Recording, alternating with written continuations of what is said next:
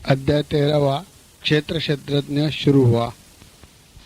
जब कभी कोई व्यक्ति बोलता है तो उसके शारीरिक चेष्टाएं और हाव भाव भी समझने वालों को उसकी ओर देखते हुए ध्यान करना चाहिए।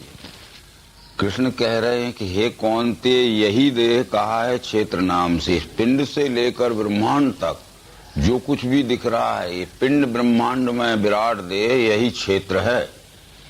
ये परमात्मा के पिंड स्वरूप क्षेत्र में परमात्मा का अंश जीव आत्मा रहता है। उस विराट स्वरूपी क्षेत्र में स्वयं अंशी परमात्मा रहता है। जानो क्षेत्रज्ञ मैं ही हूँ, क्षेत्रों में सब भारत। क्षेत्र क्षेत्रज्ञ दोनों का ज्ञान जो वो मुझे प्रिय।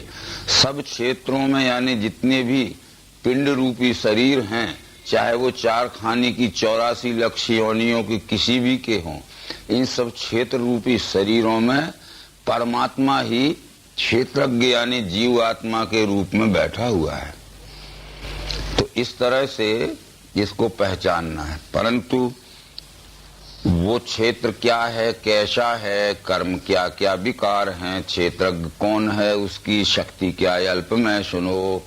क्षेत्र किसे कहते हैं, क्षेत्र कैसा है और क्या है, क्षेत्रज्ञ किसे कहते हैं, क्षेत्रज्ञ की पहचान क्या है और उनसे होने वाले कर्म क्या हैं, ये बहुत थोड़े में मैं तुझे समझा रहा हूं अर्जुन, उसको समझो। गाया है ऋषि छंदों ने इसे नाना प्रकार से, कहा है दृढ़ युक्ति से पदों में ब्रह्मसूत्र ने। अनेक ऋषियों ने अपने अपने समय में, सतयुग में, त्रेता में, द्वापर में, जो हर एक युग में बड़े बड़े तत्वदर्शी ऋषि हो गए हैं, उन सब ऋषियों ने अपने अपने देश काल उचित समय में अपने अपने भाषा में इस क्षेत्र क्षेत्रज्ञ का अनेक नामों से निरूपण किया है। किसी ने क्षर कहा, किसी ने साकार कहा, किसी ने सगुण कहा, तो किसी ने प्रकृति कहा आदि। इस तरह से किसी ने अक्षर को क्षेत्रज्ञ कहा, किसी ने निराकार कहा, किसी ने निर्गुण कहा, तो किसी ने पुरुष कहा आदि। तो इस क्षेत्र क्षेत्रज्ञ के ही विषय में समझाया। ब्रह्मसूत्र यानी वेदांत ने भी इसी सगुण निर्गुण के विषय में समझाया है, भिन्न कुछ नहीं समझाया। परंतु देश कालोचित भाषा में अपने अपने समय में अनेक नामों से इस एक ही परमात्मा की पहचान कराई गई है। परंतु अंतर ये हो गया कि बहवो ही शब्द एक अर्था भवंती एकश शब्दो बहेवर्थ। एक शब्द के प्रसंगानुसार बहुत अर्थ हो जाते हैं और बहुत शब्दों के भी प्रसंगानुसार एक अर्थ होता है। तो वो एक शब्द के जो बहुत अर्थ होते हैं, जैसे क्षेत्र, उसके बहुत अर्थ हैं प्रकृति, क्षर, सगुण, अपरा आदि। उनको अलग अलग ही मानने लगे लोग। तो इस कारण से मैं वो अलग अलग न मानने वाली बात एक आत्मता में जोड़ने के लिए तुझे समझा रहा हूँ। क्षेत्र की यानी सगुण की या साकार की पहचान पहले कहा रहे हैं। पंचभूत अहंकार बुद्धि चित्त 10 इंद्रियां, मनोरेंद्रियों के 5 विषय भी गिनो। इच्छा द्वेष शौक पीड़ा दे चैतन्य धैर्य, ये अल्प में क्षेत्र और तिसके विकार समझा दिए। पंचभूत यानी पृथ्वी जल अग्नि वायु आकाश, अहंकार 6, बुद्धि 7, चित्त 8 और उसमें 10 इंद्रियां और जोड़ी तो 18 और मन 19वां और इंद्रियों के 5 विषय, शब्द स्पर्श रूप रस गंध, ये सबका मीजान यानी टोटल 24 होता है।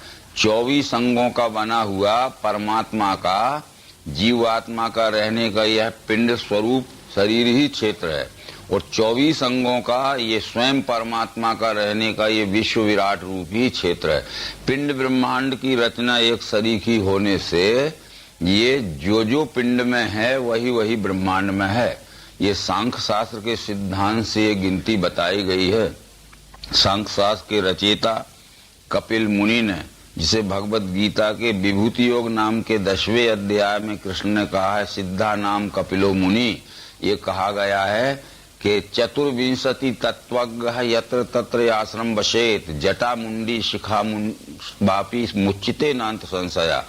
पिंड ब्रह्मांड की रचना के 24 तत्वों का ज्ञान जिस व्यक्ति को भी हो गया है वो कहीं भी रहे, चाहे वो सड़क के किनारे रहे, झाड़ के नीचे रहे, झोपड़ी में रहे अथवा एयर कंडीशन की बिल्डिंग में रहे, परंतु पिंड ब्रह्मांड की रचना के 24 तत्वों का ज्ञान जिसे हो गया है वो मुक्त पुरुष है।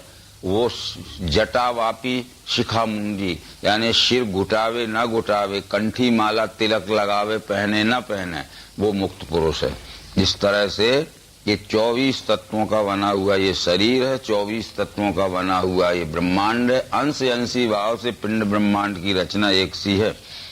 इसमें 7 विकार हैं। इच्छा यानी आसक्ति, पूर्ति नहीं हुई इच्छा तो द्वेष यानी बैर। इच्छानुसार वस्तु मिल गई तो सुख होता है, इच्छानुसार वस्तु नहीं मिली तो दुख होता है। संघात, जहाँ ये 24 अंग कट्टे रहते हैं उसमें चेतना रहती है, यानी ज्ञान शक्ति रहती है, समझने की शक्ति है, धीरती उसमें धीरज रहता है। ये क्षेत्र की पहचान है। परंतु क्षेत्रज्ञ जो है जीवात्मा, ये लक्षण जिस व्यक्ति में हो जाएं तो समझ लेना कि उसको अपने स्वरूप का ज्ञान हो चुका, क्योंकि सिम्टम्स जो रहते हैं लक्षणों से ही ज्ञानी की पहचान होती है। अमानित्व, अदम्भित्व, हिंसा, शांति, सौम्यता, सुचित्व, सत्व से प्रीति, स्थिरता, स्वात्म निग्रह, वैराग्य, इंद्रिय अर्थों में अहम वृत्ति उठे नहीं, अच्छा होवे बुरा होवे इससे शांति नहीं हिले। तो मान अभिमान न रहना, दंभ यानी झूठी बात कभी न बोलना, अहिंसा या कारण किसी को दुख न देना, शांति यानी हर अवस्था में शांत रहना, सुख दुख के मान अपमान के हर समय मौके आते हैं परंतु अपने चित्त में किसी प्रकार का विषम उद्विग्न भाव न आना। सौम्यता, सबसे सरल व्यवहार करना, कुटिल व्यवहार न करना। ये जिस मनुष्य में ईश्वर का ज्ञान हो गया है उसके इन लक्षणों से पहचान होती है। इंद्रियों के विषयों में अति आसक्ति न रहना, उदासीन अनासक्ति, पुत्री स्त्री गृह आदि में अच्छा होवे बुरा होवे इससे शांति नहीं हिले। तो पुत्र स्त्री धन आदि में इनको घर द्वार इसलिए बाल बच्चों को छोड़ता नहीं है, परंतु इनमें इतना भी आसक्त नहीं रहता है कि उनके सिवाय और आत्मचिंतन या अपने लोक कल्याण की न सोचे। उदासीन का अर्थ, उत का अर्थ है ऊपर, आसीन का अर्थ है बैठना, यानी त्याग ग्रहण के ऊपर बैठ जाना। नहीं, ना तो त्याग है और ना उनमें फंसा ही रहे, रहते हुए भी अनासक्त भाव से रहे। तो ये अनन्य योग से मेरी भक्ति अव्यभिचारिणी, एकांत स्थान में प्रेम अरती भीड़ भाड़ में। अनन्य योग फिर यहाँ आया, मई चानन्य योगेन भक्ति अव्यभिचारिणी। अनन्य योग यानी दिव्य चक्षु योग के द्वारा जो मेरी अद्वैत भक्ति करता है। अव्यभिचारिणी का व्यभिचारी भक्ति यानी द्वैत भक्ति है और अव्यभिचारी भक्ति यानी अद्वैत भक्ति। वो अनन्य योग दिव्य चक्षु योग के द्वारा ही अनन्य भक्ति हो सकती है। और एकांत स्थान में प्रेम, एकांत स्थान का मतलब है कि अंत में जो एक है परमात्मा, यद गत्वा न निवर्तन्ते तद धाम परमम मम। क्योंकि आदि में क्षर है, मध्य में अक्षर है, अंत में पुरुषोत्तम है। सर्वांग योग शास्त्र ये कहता है कि आदि में क्षर का भाव देखना निज बुद्धि से, फिर भरी है मध्य में इसके अक्षर ब्रह्म मिठास वो, अंत में पद सो पावे वेदों में श्रेष्ठ जो कहा। तो अंत में जो एक है वह परमात्मा ही है। उस परमात्मा विश्व रूप परमात्मा में ही प्रेम रखना, अनन्य प्रेम रखना, निस्वार्थ प्रेम रखना। और अरती भीड़ भाड़ में ये अनेक प्रकार के क्षर भाव के वातावरण में जाति पाति छुआछूत मंत्र तंत्र देवी देवता अनेक प्रकार के जो अंधविश्वास के क्रियात्मक कर्म हैं इनकी फंसावट से बहुत दूर रहना। अध्यात्म ज्ञान में वृत्ति आत्मा को पहचानना, ये ज्ञान है विरोधी जो इससे अज्ञान है। अध्यात्म ज्ञान नित्यत्वम तत्व ज्ञानार्थ दर्शनम, इस अध्यात्म विज्ञान से ही तत्व दर्शन हो सकता है। अध्यात्म ज्ञान नित्यत्वम तत्व ज्ञान अर्थ दर्शनम, तत्व ज्ञान शब्द कथनम के लिए नहीं है, तत्व ज्ञान अर्थ दर्शन के लिए है। परंतु हम अध्यात्म ज्ञान की बात तो करते हैं बहुत से लोग, परंतु केवल शब्दों में ही उसको निरूपित करते हैं, उसको प्रत्यक्षीकरण में नहीं दिखा पाते। ये लक्षण जिस मनुष्य में दिखे हैं उसको परमात्मा अनुभूति हो गई है, इन लक्षणों से उसकी पहचान होती है। क्योंकि बहुत सी बातें ऐसी हैं जो लक्षणों से पहचानी जाती हैं, इंद्रियों आदि से नहीं दिखती। अब गे बताता हूँ जिसके मुक्ति ज्ञान से, वो अनादि पर ब्रह्म है सतत सत से परे। अब ये क्षेत्र और क्षर, क्षेत्रज्ञ अक्षर, इन दोनों का लय जिस ज्ञेय यानी पुरुषोत्तम में होता है उसकी पहचान कराता हूँ कि वो कहाँ है और कैसा है। वो अनादि है। अनादि इसलिए है कि क्षर अक्षर दोनों आदि हैं। अनादि परमात्मा से पहले क्षर यानी सगुण, अक्षर यानी निर्गुण की कल्पना हुई है। यदि परमात्मा नहीं तो क्षर अक्षर भी नहीं, पर क्षर अक्षर ना भी रहें तो भी परमात्मा रह सकता है। यानी अनादि उसे कहते हैं कि जिसके ऊपर कल्पनाएं की जाएं तो वो अनादि है। वो कैसा है कि उसे सर्वत्र है, हाथ पैर मुंह शीश नेत्र हैं, सर्वत्र कान हैं, उसको सबों में व्याप्त है वही। उसे सर्वत्र हैं, हाथ पैर मुंह शीश नेत्र हैं, सर्वत्र कान हैं साकार दृष्टि से, सबों में व्याप्त है निराकार दृष्टि से, वही यानी विश्वरूप परमात्मा। इंद्रिय गुणों का साक्षी नहीं है, इंद्रियां जिसे सर्वाधार नहीं, बीद है भोगता है गुण निर्गुणी, भीतर बाहर भूतों के हिलता है स्थिर है वही, सूक्ष्मत्व से नहीं दिखे दूर है और पास है। भीतर भी है वह निराकार दृष्टि से, बाहर है वह साकार दृष्टि से, हिलता है साकार दृष्टि से, स्थिर है निराकार दृष्टि से, वही यानी ज्ञेय स्वरूप परमात्मा। पर सूक्ष्मत्व से नहीं दिखे दूर है और उपास है। सूक्ष्मत्व शब्द यह कारण स्वरूप शब्द है। स्थूल सूक्ष्म और सूक्ष्मत्व, तो स्थूल है क्षर, सूक्ष्म है अक्षर, पर सूक्ष्मत्व यानी कारण स्वरूप है परमात्मा। जैसे मैंने इस रुमाल को या इस कपड़े को देखा तो अवश्य इसमें तीन भाव दिखेंगे। स्थूल रूप से यह कपड़ा है, सूक्ष्म रूप से यह सूत है और कारण रूप से यह कपास है। पर जब हम पूछा जाएगा कि क्या है तो सब लोग कहेंगे कपड़ा है। परंतु कपड़ा काय का बना है तो कहेंगे सूत का बना है। सूत किस चीज का बना है तो कपास का बना है। तो ये एकदम से हमें कपड़ा दिखता है, तो जब विचार से देखते हैं तो कपड़ा सूत का बना है, और गहराई सूक्ष्मत्व दृष्टि से देखते हैं तो सूत कपास का बना है। इसलिए कपड़ा है क्षर, सूत है अक्षर, और ये कपास है पुरुषोत्तम। कपास ना होगा तो ना सूत बनेगा ना कपड़ा बनेगा, और कपड़ा भी ना बने सूत भी ना बने तो भी कपास रह सकता है। इसलिए कपास है अनादि और सूत और कपड़ा है आदि। अनादि मत परम ब्रह्म। तो भीतर बाहर भूतों के नहीं है, भिन्न भूतों से दिखता भिन्न भिन्न है।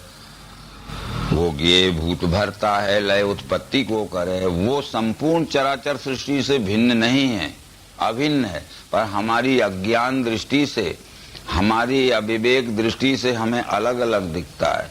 आज ही सवेरे हमने पूछा था, यदि पूछा जाए कि हम सब लोग कहाँ हैं वर्तमान में, तो ये कहा जा सकता है कि हम पाटिल जी के ये धनंजय बंगले में हैं। पर पूछने वाला पूछेगा क्या भारत में नहीं है, क्या पृथ्वी में नहीं है, क्या विश्व में नहीं है, तो बराबर उत्तर मिलेगा कि हम विश्व में भी हैं, भारत में भी हैं, पृथ्वी में भी हैं और इस बंगले में भी। बतलाइए हम सब लोग वर्तमान में कहाँ हैं? अगर कहोगे कि तो क्या विश्व में तो हैं, पर पाटिल जी के बंगले में नहीं, भारत में नहीं। यानी ये बंगले से लेकर विश्व और विश्व से लेकर बंगला अभिन्नता में जुड़ा हुआ है, पर हमारी दृष्टि से तो अलग अलग दिख रहा है। ये महाराष्ट्र अलग है तो मध्य प्रदेश अलग है, तो भारत अलग है, तो अमेरिका अलग है, तो चाइना अलग है। तो ये नहीं है भिन्न। वो सूक्ष्म, वो ज्ञेय भूत भरता है, लय उत्पत्ति को करे। वो ज्ञेय नाम है परमात्मा का, संपूर्ण भूतों का धारण करने वाला है सत्वगुण यानी विष्णु के रूप में। उत्पन्न करने वाला है रजोगुण यानी ब्रह्मा के रूप में, और गृष्णु सबको लय करने वाला है शंकर यानी तमोगुण के रूप में। वो ज्ञेय भूत भरता है, लय उत्पत्ति को करे, भूत वृत्ति तत्तज ज्ञेयम गृष्णु प्रविष्णु चा। ऐसा सूर्य में तेज उसका है, कहा है तम से परे ज्ञान ये ज्ञान गम हिये में सबके बसा। ये सूर्य में भी उसका तेज है, क्यों कि उसके तेज से परमात्मा के अक्षर और क्षर भाव दो प्रकाशित होते हैं। परमात्मा के क्षर भाव से अग्नि प्रकाशित होता है, और अग्नि से सूर्य प्रकाशित होता है, और सूर्य इस पृथ्वी में प्रकाश देता है। इसलिए परमात्मा क्षर अक्षर का प्रकाशक है, परमात्मा का क्षर भाव अग्नि का प्रकाशक है, और अग्नि सूर्य का प्रकाशक है। तब सूर्य इस पृथ्वी को प्रकाश देता है। सूर्यो यथा सर्वलोकस्य चक्षु, वेद में इस बात को कहा गया है, अग्नि मूर्धा चक्षुषी चंद्र सूर्यो ने। अग्नि परमात्मा का सिर है, सूर्य चंद्र परमात्मा के नेत्र हैं, और इस तरह से सूर्य को भी प्रकाशित करता है। यह संक्षेप से क्षेत्र ज्ञान ये बता दिया, जानने से इसे पावे मेरा भक्त अनन्यता। यह बहुत थोड़े में क्षेत्र यानी क्षर, क्षेत्रज्ञ यानी अक्षर, और दोनों का लय स्थान ज्ञेय यानी पुरुषोत्तम, ये तुझे थोड़े में समझा दिया अर्जुन। जो इसको जान लेता है वही मेरा अनन्य भक्त बनता है। मतलब मद भक्ति एतद विज्ञाय मद भावायोपपद्यते, जब जान लेता है तब मेरा अनन्य भक्त होता है। तो अब ये वेदांत दर्शन में भी ये कहा गया है कि ज्ञाता ज्ञान ज्ञेय आदि भाव शून्य एक वस्तुनि केवला खंड निर्विकारो परम तत्व विदुर्बुधा। ज्ञाता ज्ञान ज्ञेय इस त्रिपुटी का भी जहाँ लय हो जाता है उसका नाम है वस्तु। वस्तु कैसी है? केवल है, अखंड है, निर्विकार है, परम तत्व विदुर्बुधा। उस परम तत्व को बुद्धिमान जानते हैं, पर कौन से बुद्धिमान जानते हैं? विशुद्ध बुद्धिमान जानते हैं। तो ये यहाँ तक बतला दिया। परंतु अब यहाँ जगत की उत्पत्ति जब सांख्य शास्त्र जैसे शास्त्र ने मानी है, तो वो भी यहाँ कारण बतला रहे हैं कि प्रकृति पुरुष का जोड़ा है सनातन जान तू, विकार गुण होते हैं पैदा जानो स्वभाव से। बिना जोड़े के कोई काम नहीं होता है। जैसे पिताजी को अगर संतान उत्पन्न करनी होगी तो माता की जरूरत पड़ेगी। परमात्मा को जब ये 84 लाख योनि की सृष्टि को उत्पन्न करने की इच्छा हुई तो उसको प्रकृति का सहयोग लेना पड़ा। तो प्रकृति पुरुष का जोड़ा है सनातन जान तू, विकार गुण होते हैं पैदा जानो स्वभाव से। यानी विकार कहते हैं प्रकृति से होने वाले 17 स्तंभ 3 गुण और शब्द स्पर्श रूप रस गंध पंच तन मात्र। परंतु इनसे होने वाले जो आगे के हैं 17 स्तंभ से मन बुद्धि अहंकार, और शब्द स्पर्श रूप रस गंध पंच तन मात्र से पंच महाभूत। तो ये विकार और गुणों के विकार ये स्वभाव से यानी प्रकृति से होते हैं। प्रकृति से हुए पार्थ गुण सत्व। कार्य कारण कर्तत्व इनका बीज स्वभाव है, सुख दुख आदि भोगों का साक्षी पुरुष है कहा। कार्य कारण कर्तव्य इनका बीज स्वभाव है। कार्य कारण कर्तत्व हेतु प्रकृति रुचिते। कार्य कहते हैं प्रकृति से होने वाला कार्य जो है 3 गुण है और 5 तत्व हैं। और करण कहते हैं 3 गुणों से होने वाले मन बुद्धि अहंकार हैं, और 5 तन्मात्राओं से होने वाले कान आंख त्वचा जीव नासिका 5 ज्ञानी। कार्य हैं 17 स्तंभ शब्द स्पर्श रूप रस गंध तन मात्र, ये प्रकृति के कार्य हैं। पर इनसे होने वाले करण गुणों से हैं मन बुद्धि अहंकार, तन्मात्राओं से हैं कान आंख त्वचा जीव, ये करण हैं। और इनसे होने वाला कर्म है कार्य करण कर्तत्व। तो ये करण यानी साधनों से ही हम सब प्रकार के कर्तव्य या कर्म करते हैं, और अपने इन साधनों से मन बुद्धि अहंकार पंच ज्ञान इंद्रिय आदि से जो काम करते हैं, तो इनसे मिलने वाले सुख और दुख का अनुभव लेने वाला साक्षी रूप से ये जीवात्मा है। पुरुषा सुख दुखा नाम भोक्तृत्व हेतु रुचते। एक बात इसमें छूट गई जो कि पहले अपने को कह देना बहुत जरूरी थी। क्षेत्र कहते हैं शरीर को और क्षेत्रज्ञ कहते हैं इस पिंड स्वरूपी शरीर में जीव आत्मा को। परंतु व्यवहारिक पक्ष में हम क्षेत्र कहते हैं जमीन को और क्षेत्रज्ञ कहते हैं जमीन के करने वाले किसान को। ये जीव आत्मा रूपी किसान का ये शरीर रूपी खेत है। जीव आत्मा रूपी किसान अपने शरीर रूपी खेत को अच्छी तरह पहचान लेवे कि मेरी कनिष्ठ भूमि है कि मध्यम भूमि है कि उत्तम भूमि है। कनिष्ठ भूमि यानी तमोगुणी शरीर है कि रजोगुणी शरीर है कि सत्वगुणी शरीर है, उत्तम है। तो ये जीव आत्मा रूपी किसान अपने शरीर रूपी खेत को अच्छी तरह से पहचान कर कर्म रूपी बीज बोवे। फिर जैसा कर्म रूपी बीज बोएगा वैसा ही सुख दुख रूपी फल इसको मिलेगा। तो इसलिए इस जीव आत्मा रूपी किसान को चाहिए कि अपने शरीर रूपी खेत को अच्छी तरह से पहचान के सुधार लेवे, फिर अच्छा इसमें अच्छा कर्म रूपी बीज बोवे ताकि अच्छा सुखमय रूपी फल मिले। क्योंकि सुबीजम सुक्षेत्रेषु विपुलानि उत्पादनो, श्रुति में ये मंत्र आया है कि सुबीजम अच्छा बीज होना चाहिए, अच्छा कर्म रूपी बीज बोना चाहिए। सुक्षेत्रेषु तो अच्छी सूरी हुई शरीर रूपी जमीन होना चाहिए। तो विपुलानि उत्पादनों तो विपुल सुख का आनंद मिलेगा। तो इस तरह से ये वो कहते हैं कार्य कारण कर्तृत्व इनका बीज स्वभाव है। सुख दुख आदि भोगों का साक्षी पुरुष है। प्रकृति के द्वारा आत्मा भोगे गुण स्वभाव के, गुणों के संग से ही ये देखे योनि बुरी भूली। ये प्रकृति से उत्पन्न जो तीन गुण हैं, इन तीन गुणों के संग दोष में फंसकर यह जीव आत्मा गुणानुसार कर्म करता है और कर्मानुसार उसके अच्छे बुरे फल भोगता है। इसलिए गुणों के संग से ये देखे योनि बुरी भली, यानी गुणों को अधीन करके और गुणों से साक्षी रूप से काम लेगा तो ये उत्तम योनि में जाएगा। और गुणों के बस में होकर गुण इस जीव आत्मा से काम लेंगे तो ये अनर्थ ही करेगा, जिससे इसको अधो योनि में जन्म मिलेगा। यानी अनुकूल सदा साक्षी भरता भोगता महेश्वर परमात्मा कहें जिसको वही है इस देह में। आज यहाँ भी ये विचार करना है कि अनुकूल सदा साक्षी भरता भोगता महेश्वर, जिसको विश्वरूप परमात्मा कहते हैं, जिसको पुरुषोत्तम कहते हैं, वो इस पिंड से लेकर संपूर्ण विश्व में वह परमात्मा ही परमात्मा कहें जिसको वही है इस देह में। इस देह में माने जानो क्षेत्रज्ञ मैं ही हूँ क्षेत्रों में सब भारत। तो उसको उपदृष्टा क्यों कहा है? उपदृष्टा कहते हैं कि जो सदैव समीप रहकर हमारे सब कर्मों को देखता है। क्योंकि कबीर आदि संतों ने कहा है कि राम झरोखा बैठकर सबका मुजरा ले, जाकी जैसी चाकरी बाको वैसो दे।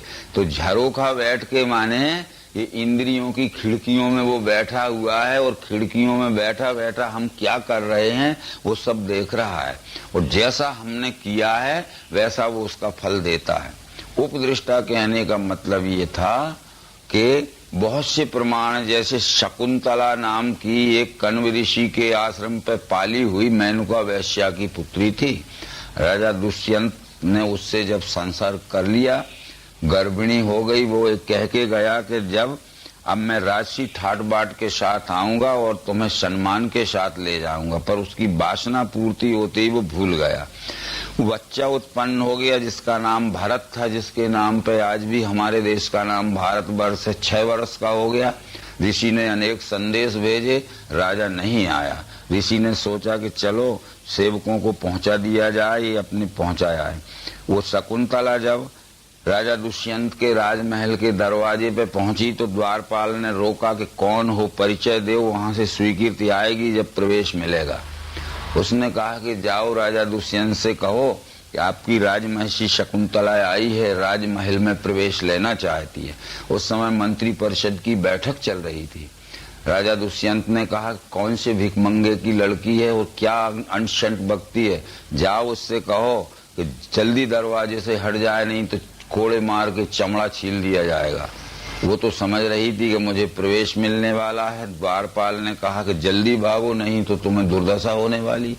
उसने कहा मैं किसी भी कीमत पे यहाँ नहीं रहूंगी, दूसरा संदेश ले जाओ कि मुझे एक क्षण भी अपने सामने आने का मौका दे और नहीं तो मैं खुद ही आत्महत्या कर लूंगी, जिसका सारा पाप राजा को लगेगा। मंत्रियों ने कहा कि बुला तो लीजिए, क्या कह रही, नहीं तो आत्महत्या का बड़ा पाप होगा। बुलाया, उसने कहा कि आप अपने बच्चे को संभालिए, मैं किसी भी कीमत पे नहीं रहना चाहती। तो राजा दुष्यंत ने कहा कि गवाह लाओ, ये झूठी बात कहती हो, मेरा कैसा लड़का है, इसका गवाह लाओ। तो उसने कहा कि मेरे गवाह का नाम नारायण है, तुम अपने हृदय पे हाथ रख के उस नारायण से पूछ लो कि तुम्हारा है कि नहीं, दुनिया के गवाह में कहां से लाऊं। तो राजा अबाक रह गया, चुप रह गया। जब निरुत्तर हो गया तो मंत्रिपरिषद के लोगों ने कहा कि अब तुम्हारा तो है, क्योंकि निरुत्तर हो गए हो तुम। आकाशवाणी हुई का मतलब वाणी आकाश का गुण है, और मंत्रियों ने वाणी से कह दिया कि जब तुम उत्तर ही नहीं दे रहे हो, निरुत्तर हो गए, तो दरअसल में ये तुम्हारा ही है। इसलिए ये उपदृष्टा है परमात्मा, हमेशा उससे कोई बात छुप नहीं सकती। प्रकृति के द्वारा आत्मा को ध्यान से, कोई हिये में मन से लखें, कोई सांख्य ज्ञान द्वारा, कोई कर्म योग से। जिन्हें ज्ञान नहीं ऐसे औरों से सुन के मुझे भजते हैं, वे भी भक्त मृत्यु के भय से बचें। अनेक प्रकार से उस परमात्मा का ज्ञान करने वाले लोग, कोई अपने ध्यान से बैठते, कमरे में बैठ के ध्यान लगाते हैं, किसका लगाते हैं भगवान जाने, कौन सी सूरज सकल है और कहाँ दिखती होगी, उन्हें गलत बात है। कोई सांख्य योग के द्वारा जानते हैं, वो भी पढ़ते हैं, सुनाते हैं, और कोई अनेक प्रकार के क्रियात्मक कर्मों से जानते हैं, जबकि कृष्ण ने कह दिया कि नहीं वेद से, नहीं यज्ञ दान से, नहीं क्रिया से नहीं। और जिनको ज्ञान नहीं है, ऐसे दूसरे लोगों से भी सुनकर अगर उसको जानने पहचानने का प्रयत्न करते हैं और जान पहचान लेते हैं, तब वो मृत्यु के भय से बचते हैं। जब तक वो जान पहचान नहीं कर पाएंगे, तब तक उनका संशय भ्रम निवारण नहीं होगा, जन्म मृत्यु का बंद नहीं होगा फेरा। तो इस तरह से उसको जानना पहचानना बहुत जरूरी है, क्योंकि यह संक्षेप से क्षेत्र ज्ञान गे लखा दिया, जानने से इसे पावे मेरा भक्त अनन्यता। बस जानने पर मुख्य नौबत आती है। किताब पढ़ने के बाद भी जानना पड़ेगा, भाषण सुनने के बाद भी जान पहचान करना पड़ेगी। जिसके विषय में बोला जाता है, जिसके विषय में सुना जाता है, वो है कहाँ, उसकी जान पहचान हो जाना जरूरी है। जो जो उत्पन्न होता है स्थिर वाचर विश्व में, वो संयोग से होवे क्षेत्रज्ञ और क्षेत्र के। यहाँ से सांख्य शास्त्र के विचार श्री कृष्ण अर्जुन को समझा रहे हैं। ये विश्व ही विश्वरूप परमात्मा है, यह जान पहचान हो जाना हर एक व्यक्ति को बहुत जरूरी है। ये जान पहचान हुए बगैर कोई इस विश्वरूप परमात्मा का अनन्य भक्त नहीं हो सकता। यहाँ से थोड़ा प्रसंग बदलता है। इस संसार में जो भी जड़ और चेतन उत्पन्न होते दिखता है, वो क्षेत्र यानी अष्टधा प्रकृति, क्षेत्रज्ञ यानी परमात्मा का अक्षर रूपी पुरुष, इनके संयोग से होता है। 14वें अध्याय में भी यह बात कृष्ण जी ने बतलाई है कि मेरी योनि महत ब्रह्म, वहां गर्भ मैंने दिया, उससे सब भूतों की होवे उत्पत्ति भारत। सब योनिन में कौनते होवे उत्पन्न मूर्ति जो, उनका स्थान महत ब्रह्म बीजदाता पिता हूं मैं। 4 खानी की 84 लक्ष योनियों में जो भी जड़ चेतन सृष्टि होती है, वो महत ब्रह्म रूपी क्षर प्रकृति रूपी योनि में परमात्मा ने वो जीवात्मा रूपी बीज डाला है, तब ये संपूर्ण चराचर सृष्टि हुई है। इस श्लोक से भी यही कृष्ण जी प्रमाणित कर रहे हैं कि जो उत्पन्न होता है इस स्थिरवचर विश्व में, वो संयोग से होवे क्षेत्रज्ञ और क्षेत्र के। यहाँ क्षेत्र नाम है परमात्मा के, ये अष्टधा प्रकृति का यानी मूल माया का यानी क्षर का, और क्षेत्रज्ञ नाम है परमात्मा के अक्षर रूपी पुरुष का। इनके संयोग से यह जीव रूपी सृष्टि हुई है। विनाशी सब भूतों में अनाशी एक रूप से स्थित है परमात्मा, ये जो देखे जागता वही। ये विनाशी सब भूतों में अनाशी एक रूप से स्थित है परमात्मा, ये जो देखे जागता वही। यहाँ विनाशी का अर्थ जो है नाश हो जाना नहीं है, विनाशी का अर्थ है विनश जाना, बिखर जाना, फैल जाना या पसर जाना। जैसे एक शक्कर का या गेहूं या चावल का ढेर रहता है, राशि रहती है, जब हम उसे फैला देते हैं तो वो फैलने को विनश जाना, फैल जाना, बिखर जाना कहते हैं। तो ये व्याप्त है सम सर्वत्र परमात्मा, यह देख के आत्म भाव नहीं त्यागे भो पावे परम गति। ये व्याप्त है सम सर्वत्र परमात्मा, यह देख के, यानी परमात्मा संपूर्ण चराचर सृष्टि में समान भाव से व्याप्त है। यह देख के यानी प्रयोग में प्रत्यक्ष देख के, ये व्यवहार करते समय जो चराचर सृष्टि के रूप में दिखने वाला परमात्मा है, उससे परमात्मा प्रेम का, अनन्य प्रेम का, जिस काम सेवा का व्यवहार जिसका चलता रहता है, वही वास्तव में ज्ञानी पुरुष है, जानकार पुरुष है, बाकी सब मानने वाले हैं। प्रकृति के योग से ही कर्म ये सब हो रहे, आत्मा कर्म नहीं करता, जो देखे वही लखे। प्रकृति के योग से ही कर्म ये सब हो रहे, आत्मा कर्म नहीं करता। अब यहाँ थोड़ा सा विचार करने जैसी बात है कि ये परमात्मा तो प्रकाशक है, जैसे सूरज जैसे प्रकाश करता है अकेला सूर्य विश्व में, वैसे ही पार्थ आत्मा भी प्रकाश है, सब देह। तो आत्मा यह प्रकाशक है, जैसे सूरज का प्रकाश, वो सूरज कोई काम नहीं करता है, पर सूर्य के प्रकाश में हम सब लोग अपने अपने गुणानुसार काम करते हैं। जो पत्र लिखता है वो प्रकाश में लिखता है, जो किताब पढ़ता है वो प्रकाश में पढ़ता है, जो साइकिल चलाता है वो प्रकाश में चलाता है, जो स्वर्ण चांदी के आभूषण बनाता है वो प्रकाश में बनाता है, जो वॉच मेकर वो घड़ी सुधारता है तो प्रकाश में सुधारता है। प्रकाश नहीं सुधारता है, प्रकाश में हम सब अपने अपने गुणानुसार कार्य करते हैं, और प्रकाश बंद हो जाए तो हमारे सबके गुणानुसार कार्य भी बंद हो जाएंगे। इसे आत्मा प्रकाशक है। आत्म प्रकाश में प्रकृति के 3 गुण काम करते हैं। यदि प्रकृति के 3 गुणों को आत्म प्रकाश मिलना बंद हो जाए तो गुणों की क्रिया शक्ति बंद पड़ जाएगी। इसलिए कहते हैं प्रकृति के योग से ही, यानी प्रकृति के 3 गुणों के सहयोग से ही उत्पत्ति स्थिति लय का सब कार्य हो रहा है। आत्मा कर्म नहीं करता, जो देखे वही लगे, वही सच्चा जानकार है, वही सच्चा ज्ञानी है। अनेक भाव भूतों के देखे एक ही रूप में, उसी से विश्व है जाने ब्रह्म संपन्न है वही। यदा भूत पृथक भाव एक स्थान अनुपश्यति और तत्एव च विस्तारम ब्रह्म संपद्यते। तथा जितनी भी ये चराचर सृष्टि का विस्तार फैला हुआ है, इस सब में वह एक ही है और एक का ही फैला हुआ यह सब विस्तार है। ऐसा जिसको प्रत्यक्षीकरण में देखकर दर्शन जन्य अनुभव ज्ञान हो गया है, वही वास्तव में परमात्मा का जानने वाला है। बाकी सब भ्रमित हैं, मानने वाले हैं, ये कृष्ण जी कह रहे हैं। तो आगे जो कृष्ण जी कह रहे हैं वो अनादित्वात् निर्गुणत्वात् परमात्मा अयम जया शरीरस्थि कौन्ते न करोति न लिप्यते।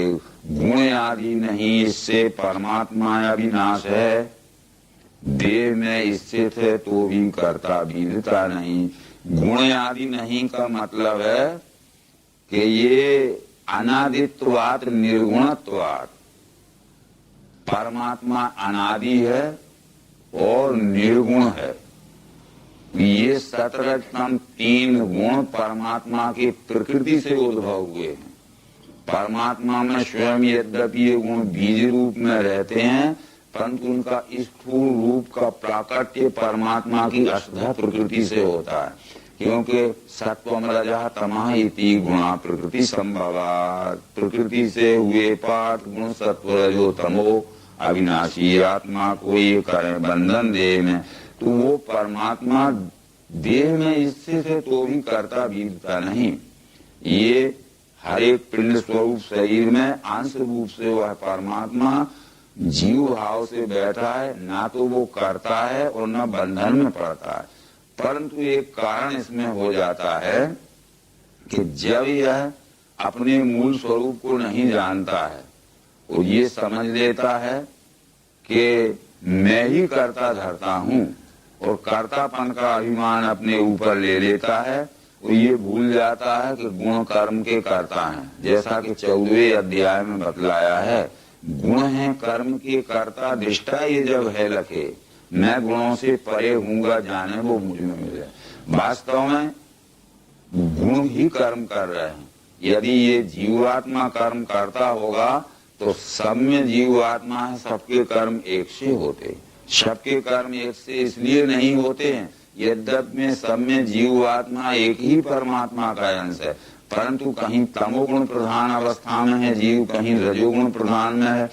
किसी पिंडभूत शरीर में सत्वगुण प्रधान अवस्था में जीव, जिस गुण प्रधान अवस्था में जीव है उस गुण की प्रधानता से उसी गुण का कार्य होता है। इसलिए गुण है कर्म के कर्ता, परंतु गुणों का साक्षी बन के जीव आत्मा को रहना है।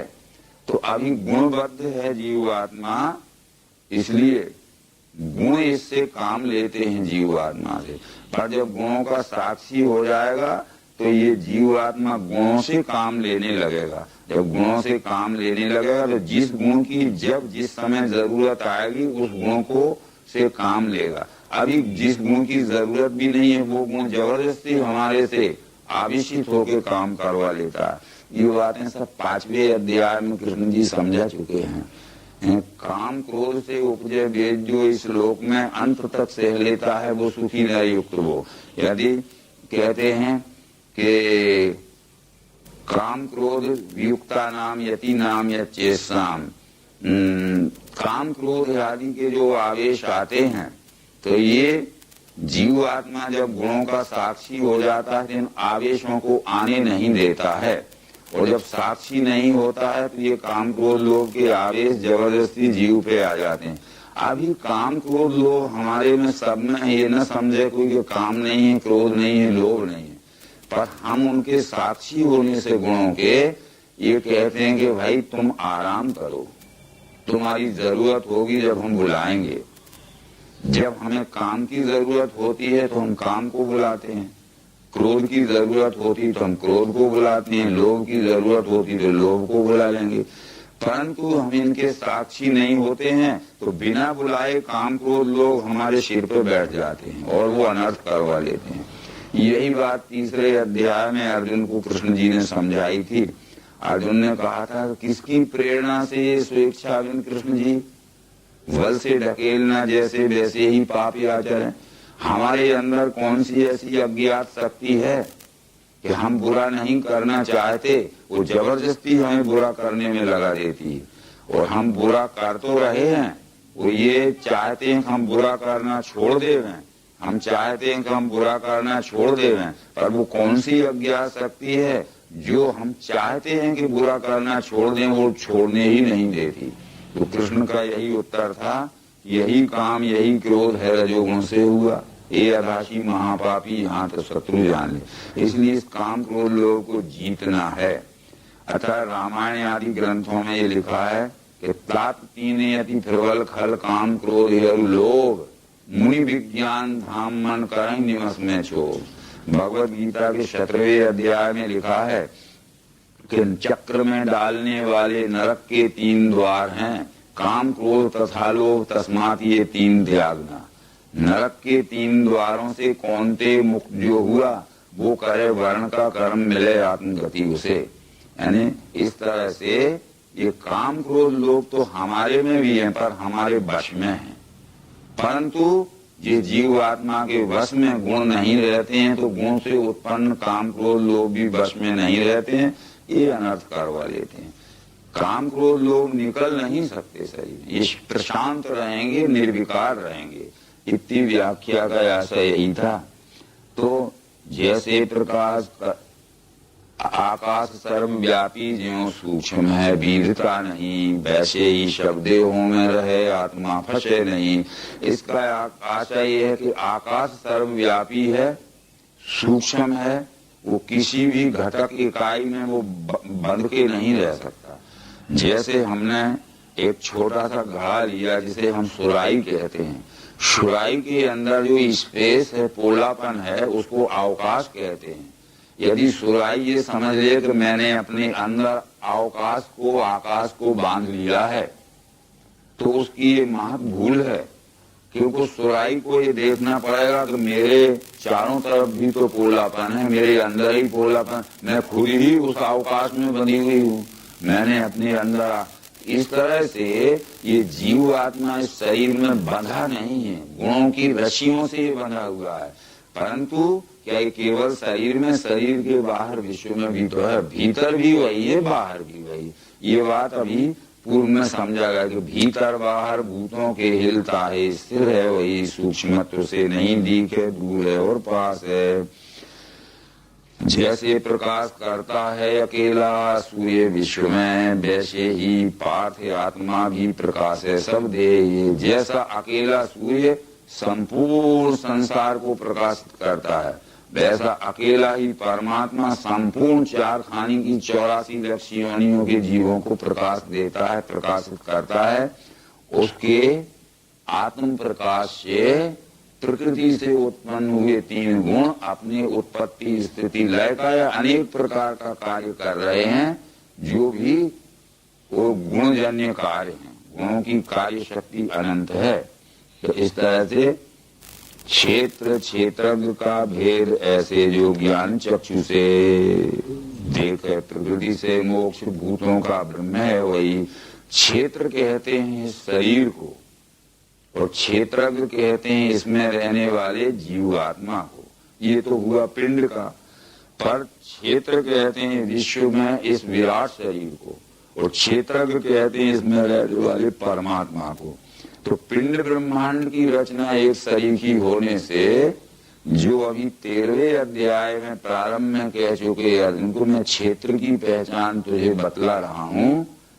पंचभूत अहंकार बुद्धि चित्त 10 इंद्रियां, मन और इंद्रियों के 5 विषय भी गिनो, तो ये 24 की गिनती होती है। पंचभूत इस पिंड रूपी शरीर में पृथ्वी जल अग्नि वायु आकाश पंच महाभूत हैं, तो विराट में भी पंच महाभूत। अहंकार इसमें तमोगुणात्मक वृत्ति अहंकार है, तो विश्व में भी सामष्टिक अहंकार है। बुद्धि इसमें सत्वगुणात्मक वृत्ति बुद्धि है, तो विश्व की विराट स्वरूप में भी बुद्धि है। इसमें चित्त का, चैतन्य का प्रतिबिंब चित्त है, तो इस विराट में भी वो चित्त रूप से है, जिसे सच्चित आनंद कहते हैं। पर इस पिंड में भी 5 ज्ञान इंद्रियां 5 कर्म इंद्रियां हैं, तो समष्टि में भी देखो 5 ज्ञान इंद्रियां 5 कर्म इंद्रियां समस्त जीवों में है, परंतु इसमें 19वीं रजोगुणात्मक वृत्ति मन है, तो ये विश्व में भी समष्टि का मन है। और इंद्रियों के 5 विषय हैं, शब्द स्पर्श रूप रस गंध, ये विश्व में भी शब्द स्पर्श हुए। 24 की गिनती का इस पिंड बना हुआ है, तो 24 की गिनती का समुच्चय स्वरूप ब्रह्मांड बना हुआ है। सांख्य शास्त्र के रचयिता कपिल जी कहते हैं कि 24 तत्वज्ञः यत्र तत्र आश्रम बसेत, जटा मुंडी शिखा कंठी मुचिते नात्र संशया। पिंड ब्रह्मांड की रचना के 24 तत्वों का ज्ञान जिसको हो गया है, वो कहीं भी रहे, जटा मुंडी शिखा कंठी, वो सिर पे बाल रखे ना रखे, सिर घुटावे ना घुटावे, तिलक माला पहने ना पहने, और चोटी रखे ना रखे, वो मुक्त पुरुष है, इसमें कोई संशय नहीं। तो ये पिंड ब्रह्मांड की रचना के 24 तत्वों का ज्ञान यही है कि इस पिंड में 24 तत्व हैं, वो अंशी के, इस अंश में 24 अंग आए हैं, अंशी भाव से पिंड ब्रह्मांड की रचना एक शरीर की है। तो क्षेत्र क्षेत्रज्ञ का भेद ऐसे जो ज्ञान चक्षु से, ये दिव्य चक्षु के द्वारा क्षेत्र यानी साकार, क्षेत्रज्ञ यानी निराकार, इन दोनों का जिस ये परमात्मा में है, उस परमात्मा की ज्ञान जिसको हो जाता है, तो वो जीव भाव से छूटकर भूत प्रकृति मोक्षम च। भूत प्रकृति मोक्षम का मतलब है जीव भाव से मुक्त होकर ये विदुही यान्ति ते परम, जो जान लेता है ते परम यानी परमात्मा भाव में पहुंच जाता है। तो ये विचार इस 13वें अध्याय में समझाते हुए और ये 13वां क्षेत्र गीये नाम का 13 अध्याय समाप्त। नर्मदे हर।